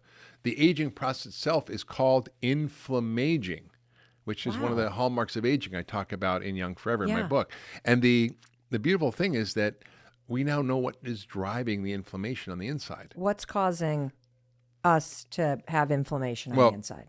Our gut is a big player. Okay. 70% of our immune system's in our gut. And if we don't eat the right food, if our microbiome isn't the right bugs in there, they're nasty bugs. And we get leaky gut. And that means the body can't filter out the food and proteins from food and the bacteria in there, and you leak them across the intestinal lining, and guess what? Your immune system's right there, and it goes, holy shit, what is all this? And starts creating inflammation. So you get asthma, or you get arthritis, or you get depression, or you get diabetes, or you get dementia, because the gut bacteria and the whole system in there is broken down. Can I ask one more question? Yeah. Because I think this is really important for everybody to understand. Let's back up a minute and talk about how your gut is supposed to function. So when it's functioning in the correct way, because I only learned about leaky gut because we had a daughter that struggled with disordered eating. Yeah. And she was constantly talking about how she felt fat. And I thought, oh my God, we have not only this issue with restriction and her not eating, but we now have body dysmorphia. And we went to see a nutritionist that was a functional, holistic nutritionist. And she came back and said, through the disordered eating, your daughter has destroyed her gut. Yeah. There are no positive bacteria strains. Yeah. So the food hits her gut. Yeah. And without positive bacteria strains, the food doesn't break down. Yeah. And so she does feel bloated. You get bloated and then like all of this acidic crap, because the food is not digesting properly because there's no positive bacteria, all this acidic crap leaks through the wall of the gut and then goes through the nervous system, and the anxiety spikes. So this was brand new to me. Yeah. So can you just explain to everybody, when your gut is in balance, how is it functioning properly? Because I think that'll give everybody the ability to then understand the impact of it not functioning properly. Well, I mean, you pretty much shouldn't know it's there. It should do its job, right? You shouldn't be That's bloated, true. distended. You shouldn't have heartburn. You shouldn't have gas. You should feel fine. You should be Really? People go through life without all that? I mean, you can have a little gas, but it's not like, that's kind of a normal thing. But I think, if people are really noticing their gut function, yes. something's wrong. Okay. And then you just look in the toilet. You should have a perfectly formed log. Yep. It just floats a little bit. Yep. And that's it. And you should feel the urge to go, and you should go, and it should take a couple minutes, and that's it. And that is not the case for most people in Yes. the Western civilization. There was a guy named Dennis Burkitt who studied people in Africa, and he was looking at the hunter-gatherers who'd moved to the cities and the differences in the health outcomes in these two different populations between the hunter-gatherers and the city dwellers who were the same genetically. And he found that the city dwellers had lots of heart disease and autoimmune disease and diabetes and all these Western diseases, whereas the hunter-gatherers had none. And what he noticed was that the hunter-gatherer stool weight, their size of their poop, was 2 pounds a day. The city dwellers was 4 ounces. What? Yeah, because of all the fiber and all the plant foods they were eating that fed the good bugs in their gut. Meaning the people that were hunter-gatherers had a better... Better diet. Yeah, and I would Yeah. also imagine, and we're going to get into this, that the stressors of living in the city and the stressors of that kind of life also impacted the body functioning. Totally. I mean, totally. And there's many pathways through which this works, but the gut or the microbiome is a huge factor. So we know now how to identify imbalances in there. We know how to test for it. We know how to treat it. Not most traditional doctors, but most functional medicine doctors. This is the focus of a lot of the way we help people is by optimizing their gut function. So that's a big cause of inflammation. The other big cause, and this is also was mediated through the gut, which is our diet. Because when we eat, we're not just feeding us. We're feeding the 1,000 critters that live down there. There's probably 10 trillion cells in there that we're feeding. In your gut. In your gut. And many cells of your own body. There's probably 100 times as much DNA as your own body. And probably half the metabolites in your blood come from the bacteria, not from you, and they affect everything that's going on. If they're the bad guys, you're going to feel bad, and if they're the good guys, you're going to feel good. And so when you eat sugar and starch and processed food and artificial sweeteners and thickeners and gums and additives, they just destroy the microbiome. Plus, pesticides and glyphosate and all this stuff just kills it. And so we really have a gut crisis in this country, but we also have the food crisis. And the food crisis is really what's driving it. And I think if people understand how powerful food is, they don't really have to listen to me. I mean, you can listen to this podcast, you can listen to a million other podcasts. Just for 10 days, change your diet and see what happens. Not for a year or 10 years, but 10 days. Anybody can do anything for 10 days. And when you do that, you literally take away all the potential inflammatory foods, all the foods that are causing you to have issues, which is typically gluten, dairy, sugar, processed So what foods. is the 10-day? Just give us simple rules that you want everybody listening to try. This is a dare. Let's go through a sample menu for a day. But it's basically protein and vegetables, nuts and seeds, and berries. And so you Okay, hold on. You said that very fast. Protein, vegetables, nuts and seeds, and nuts berries. and seeds and berries. And lots of good fats, olive oil, avocados. Okay. So it's basically breakfast could be, for example, a couple of eggs with sliced tomatoes and avocado with olive oil on top. Lunch could be a big salad with lots of different veggies and tomatoes. I could throw a can of wild salmon on there.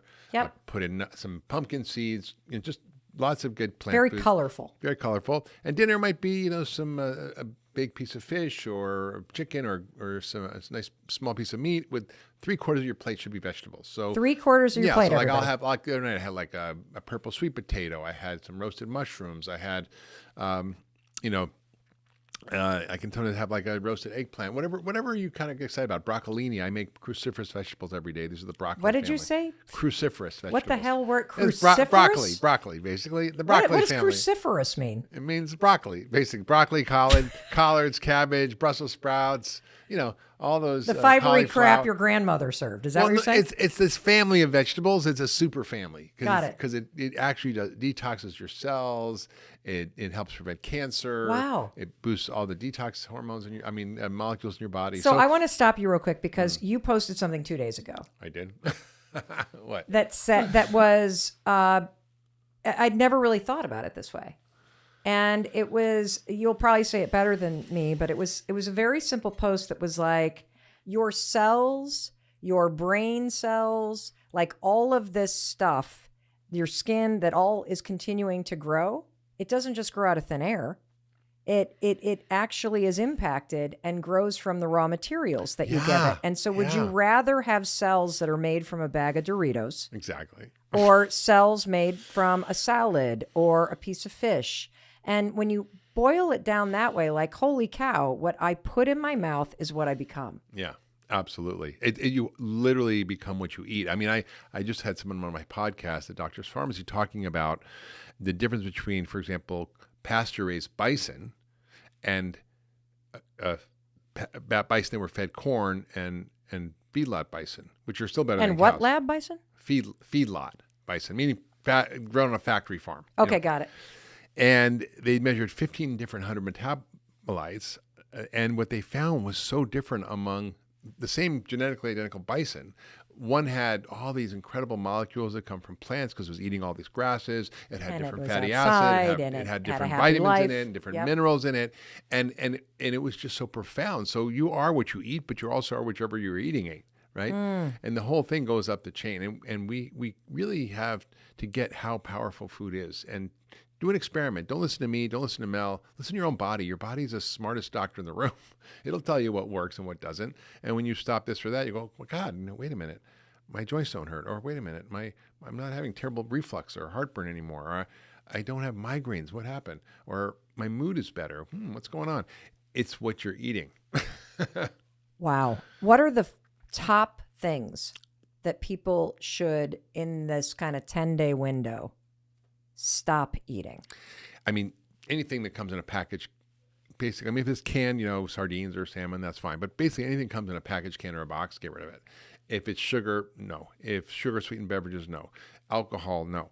And I sound like I'm a food Nazi, but what I'm saying is get rid of grains and beans for a short time, because a lot of people have inflammation from that if they have a gut issue.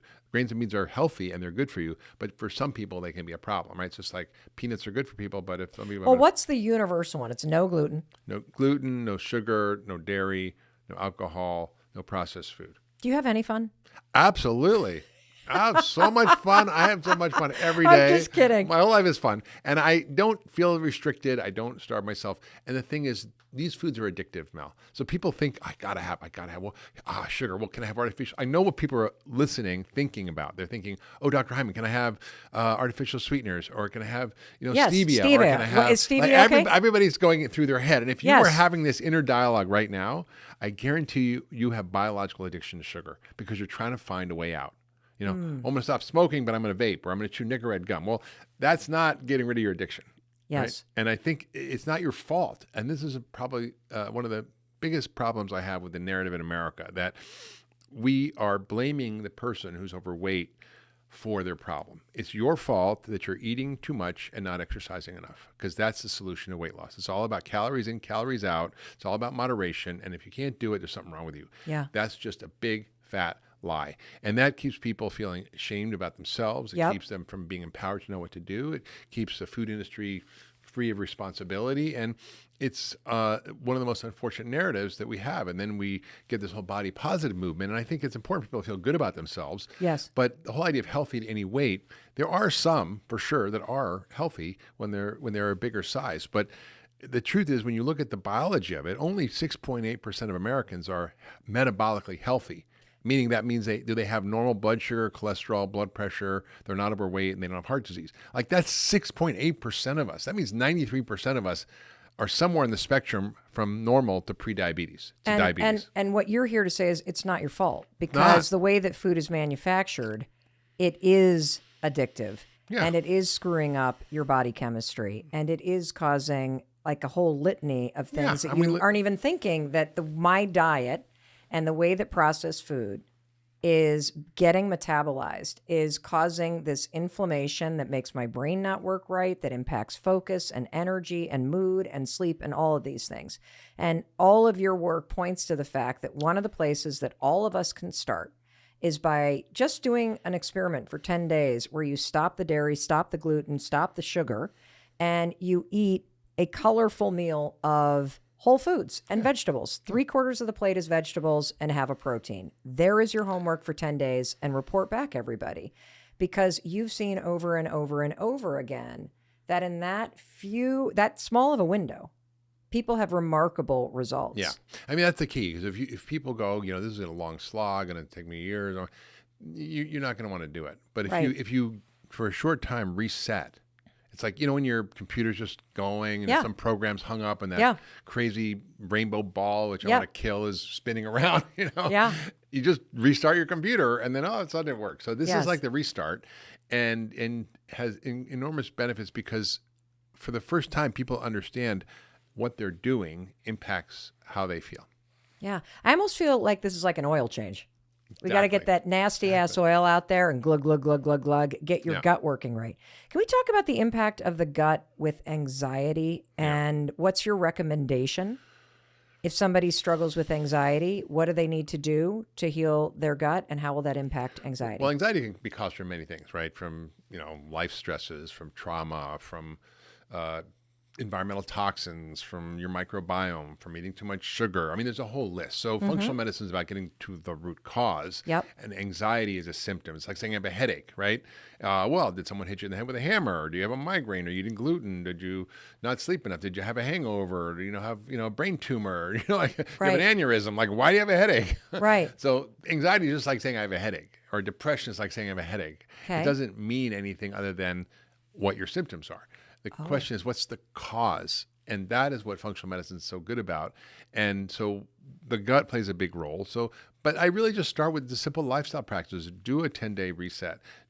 Do some simple movement, take a walk, do some simple mindfulness practices, do your take 5 or high 5. Yeah. I do take 5, which is 5 breaths 5 times a day. It's simple. Like before you eat every time before you go to bed, take 5 breaths in, slowly in and out for 5 seconds. How the hell does that help? It resets your nervous system because every time you breathe, you move your diaphragm, and your diaphragm is this place where the vagus nerve goes through. The vagus nerve is your relaxation nerve. Yeah. So how do you turn on the automatic parts of your nervous system that you don't really think about, right? I'm going to make my heart beat at 62 beats a minute, or I'm going to make sure I have 14 breaths a minute, or your body just knows what to do. That's your nervous system. You just need to find the switch and flip it. Yeah, that's the beautiful thing. So you can actually use your breath to reset your nervous system and to calm everything down and lower adrenaline, lower cortisol, lower all the stress hormones, and reset your system. But it doesn't take a lot. I want to just come back to something you said in the very beginning. Over and over and over again, you're proving simple ways that your body is designed to heal itself. Yeah. So 5 breaths, deep breaths. Walk us through how you do the 5 breaths. Just go take a deep breath in to 5 through your nose and 5 out. Do that 5 times. It's not that hard. Yeah, but nobody I just does did it once and I feel already. I feel better too. And again, it's proof that if you do the right input, your body responds. Yeah, we're just looking out there for a solution. And I think it's like Dorothy in her ruby red slippers. She was running around Oz trying to find a way to get back to Kansas. And the truth is she had her ruby red slippers the whole time. And all she had to do was click her heels 3 times and get home. I think we all are like Dorothy. We have ruby red slippers. We just don't know we have them and we don't know how to click them. And this is really what my work is about. It's what my book, Young Forever, is focused on. How do we activate our healing systems? Whether you're 25 or 75, you can activate these systems and feel better now and put yourself on the track for a longer, healthier life. Wow. Let's talk about ADHD. And What'd you say? ADHD. What? Okay. I even fell for that. That was good. Let's talk about ADHD. What were we talking about? Yeah, exactly. Let's talk about ADHD and the gut. How it is healing your gut. Oh God! Helping with ADHD. I got to tell you a story. Tell me a story. It was one of the books that I wrote, The Ultramind Solution, that had this kid's story, and it was what really got me on this track of thinking about writing this book. It was a 12-year-old kid who had severe ADHD when he was younger. It was in kindergarten on Adderall, and kicked out of kindergarten. I mean, who gets kicked out of kindergarten? Wow. And just struggling at 12 years old. His mother was at her wit's end, and some behavior problems, and just struggling. And the mother brought him in, and I did a full evaluation, because I don't just say, tell me about your ADHD. I said, tell me about your bowel movements. Tell me about what's happening with this and that and the other thing. And it turned out he had asthma, he had irritable bowel syndrome, he had headaches at night, he had muscle cramps, he had anal itching, which is a clue about something. Oh, okay. It's often a sign of yeast issues or Oh, yeah. So he had all these problems. And he was on 7 different medications from multiple different poor kid. doctors, on asthma medications, on gut medications, on ADD medications, on mood medication. I mean, it was a mess. And his mother brought his handwriting in to show me before, and we can post this on your show notes, before and I started treating him, and then 2 months later after. And all we did was clean up his diet. Kid was living on junk food, never ate a vegetable in his life, massively nutritionally deficient. He was deficient in magnesium, which caused muscle cramps. He was deficient in zinc because he didn't ever eat any pumpkin seeds or vegetables. He had and his immune system was dysregulated. He had also B vitamin deficiencies. He was having gut issues with bad bacteria. He had gluten sensitivity. He had yeast overgrowth. He had a little bit of lead in his system. Wow. He had all this stuff that was really easy to treat. All I did was basically take out the bad food, put in a whole foods diet, a little bit of an elimination diet we talked about. I gave him basic multivitamins, some fish oil, magnesium, and vitamin D, some probiotics, kind of reset his gut. And the mother brings him back 2 months later, and she said, not only is his ADD gone, but all of his other symptoms are gone. His migraines, his irritable bowel, his asthma, his skin issues, his anal itching, it's all gone. Congestion, sinus issues, all gone. And his handwriting went from totally illegible, these kids with really bad penmanship, to perfectly legible, perfect penmanship. And I didn't send him to a handwriting school. All I did was fix his brain by fixing his body, by fixing his gut.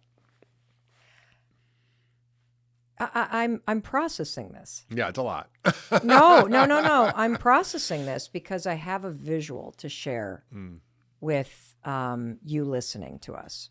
And then I want to tell a quick story because I'm starting to feel like ding, ding, ding, ding, ding, ding, ding, ding, ding, ding, ding, ding, ding with our own son. Mm-hmm. So the visual I want to give everybody, because it just hit me, is when somebody has an allergic reaction, like they get stung by a bee or they eat something that they're allergic to and their face turns bright red, or, something swells on their body.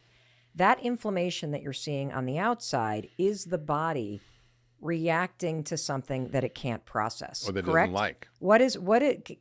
Can you describe what an allergic reaction means medically? Because I then want to tie it to something that I'm now thinking about when it comes to the gut. So what does it mean when you have an allergic reaction? You have allergies. Yeah. I mean, there's really 2 main kind of allergies. Okay.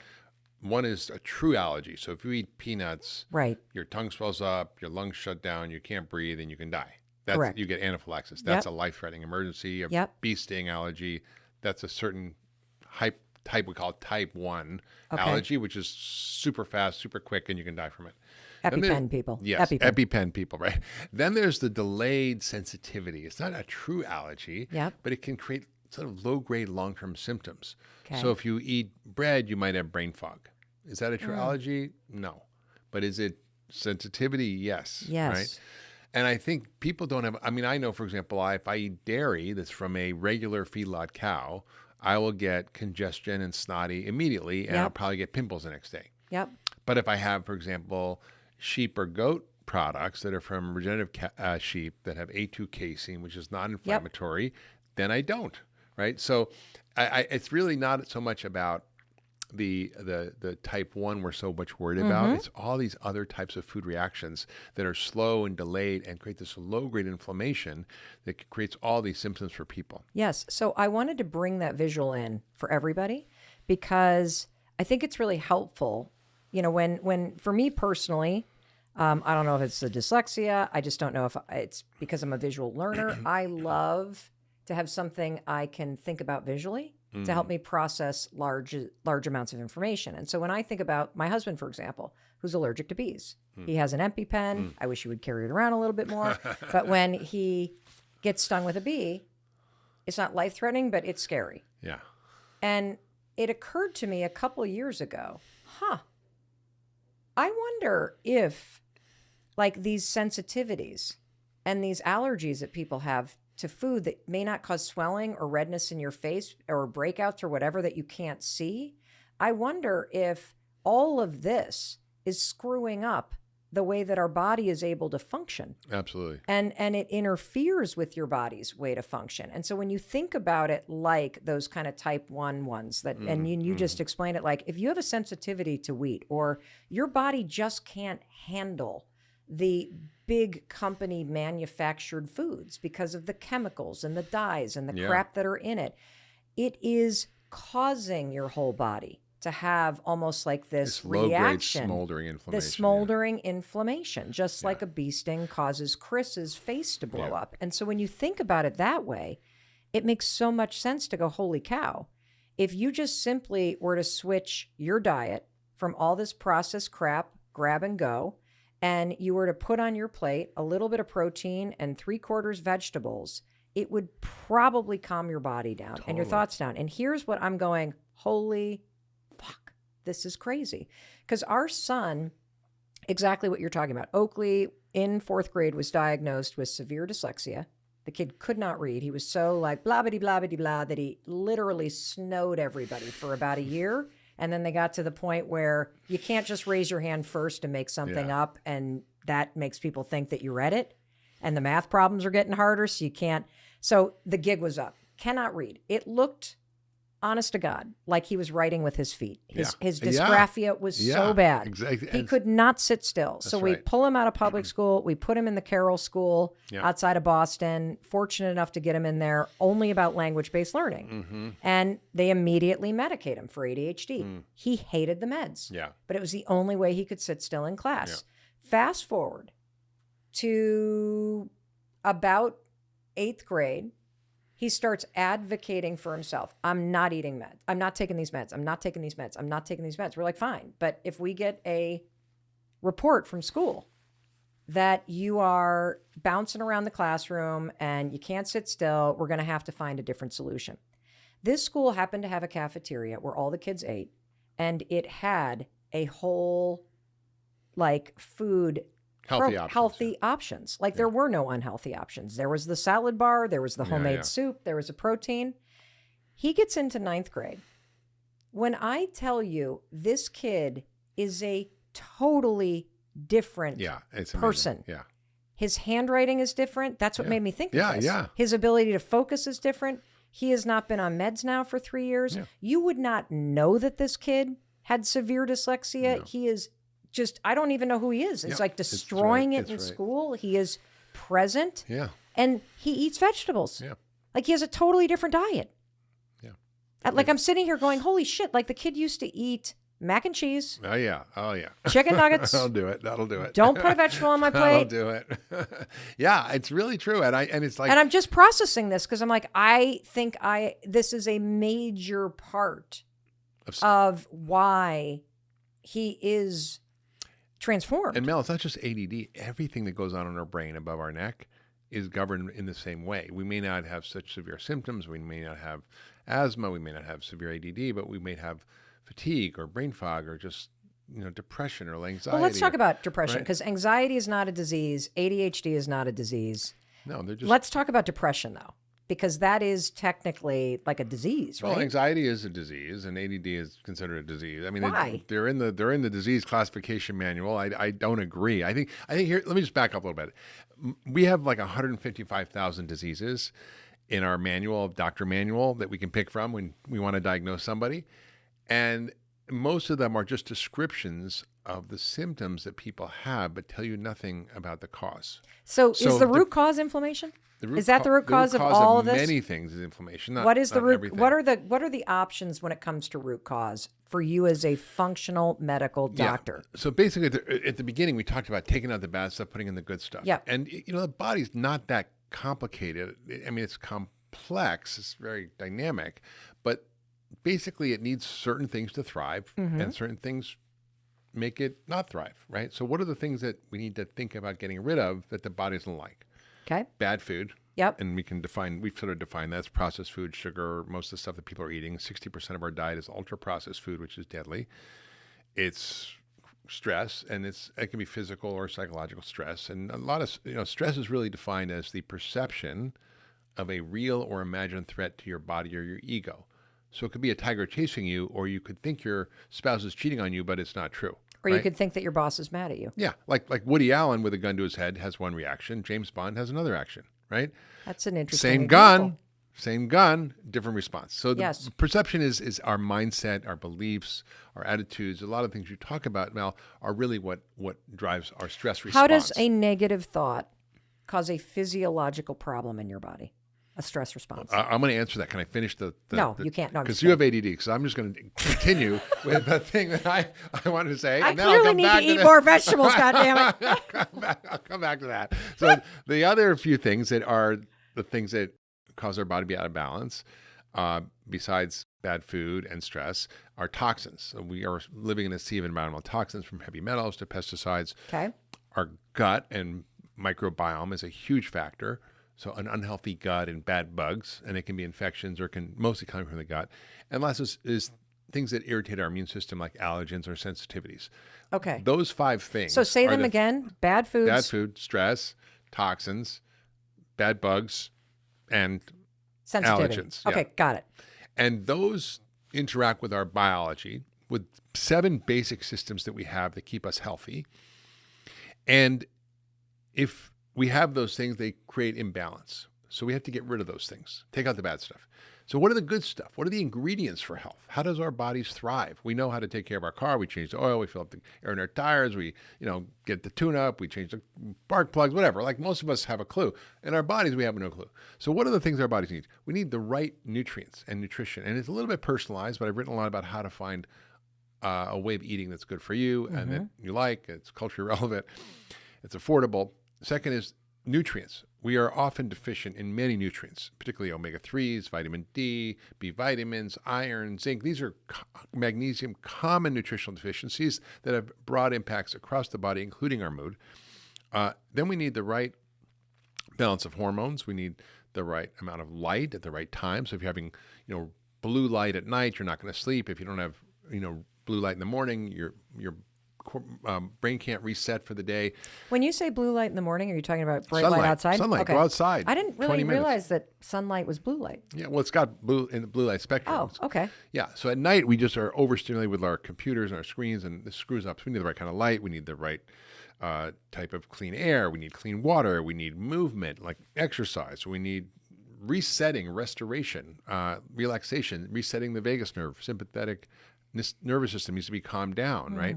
That's not a passive activity. So you have to actively relax, right? Whether it's breathing or yoga or meditation or whatever, prayer, or journaling, a million ways to do it. Then we need also sleep. And most of us are not getting enough sleep or good quality sleep. So 7-8 hours minimum for most people is essential. And there's a lot of talk we can talk about sleep. And then we need connection, community, love, meaning and purpose. These are all ingredients for health. In my book, I talk about how, for example, if we cured heart disease and cancer from the face of the planet, we'd extend our life by 5 to 7 years. If we cured loneliness? If we cured loneliness and develop connection and meaning and purpose, we extend our life by 7 years or more. So wait a minute. Basically, having meaning and purpose and connection in your life is more powerful than curing cancer and heart disease in terms of longevity. So and I know from my travel to blue zones, that was a big part of the medicine they had, was community is medicine. Right. Connection is medicine. Yeah. And Yeah. And I'm sure you're seeing it as a epidemic of loneliness, especially coming out of the pandemic. Totally. So those are the ingredients for health that we need to provide, and everybody needs different ones. For example, some people might need more vitamin D, some people might need more sleep, some people need different kind of exercise. So it's really personalized, but those are the basic ingredients. So It's that's sort of personalized, right? Because like just talking to the broad audience that's listening, you've mentioned a number of supplements, and it's the same ones over and over. So for anybody listening that's like, okay, I got it, I have to do something. We've already talked about diet and changing your diet, and even just noticing that if you were to remove the things we've talked about and add in this very simple, clean, healthy, vegetable forward and clean protein diet in 6 to 10 days, you're going to feel like a different person. Just try it. Try it, and then you can decide what you want to do after that, right? Yes. I want to keep eating my donuts. Okay, fine. Then you're going to feel like crap, and if you want to feel like crap, it's your prerogative. Right? Well, I'll tell you something. I am now on, it's like, I don't know, day 30 something of not drinking. It's life changing. Yeah, totally. It's totally life changing. And I cannot believe how much clearer I am. I cannot believe how much more present I am. I cannot believe that I don't really miss it. Yep. And I had committed to doing this for almost 3 months, and I don't know how I'll incorporate it back, if ever. Maybe here and there, but Yeah. like it just Right. was such a profound difference for Right. me that I'm kind of dumbfounded I didn't do this earlier. Yeah. And so I think you can tell almost immediately. Hey, it's Mel. Thank you so much for being here. If you enjoyed that video, by God, please subscribe because I don't want you to miss a thing. Thank you so much for being here. We've got so much amazing stuff coming. Thank you so much for sending this stuff to your friends and your family. I love you. We create these videos for you. So make sure you subscribe. Mwah.